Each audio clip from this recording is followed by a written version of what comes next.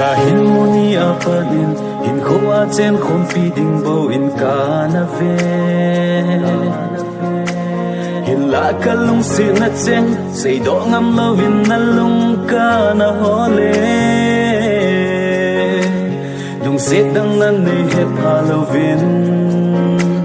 sun tin zan tin min na kip pa na ding gel na hin kho kan na mange lung se na song na nga kon ka he imuto kite dinga kitip na hui bahita lung se ding da nei hil bangin nang mil ding dan zong nei hil nin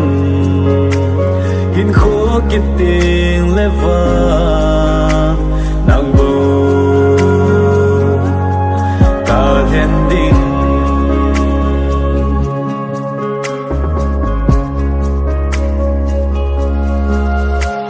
na zo pa kam sang pa ke kanom poi sala ana min se ding zong ka gel thei po hin khoa chen khom pi dia na len sa chu a hi ta le I ding a kap kap na him lung hai selin si mai ta lung se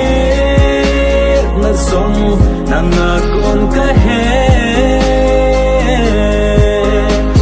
imuto kite dinga kitip na hui bahita lung se ding da nei hil bangin nang mil ding dan zong nei hil nin hin kho kiting leva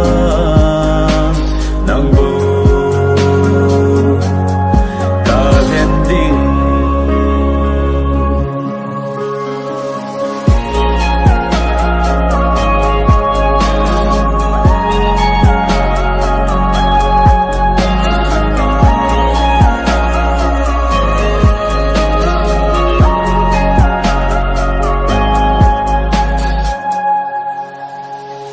ilen na mo le thang ho ka ven min than lang in lon thi nei chu me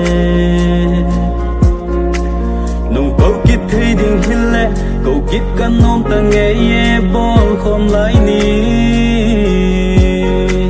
na tung so ngai le thei sel so mai phatin ni tinin lung min than lang zi nge hin kho kit tin leva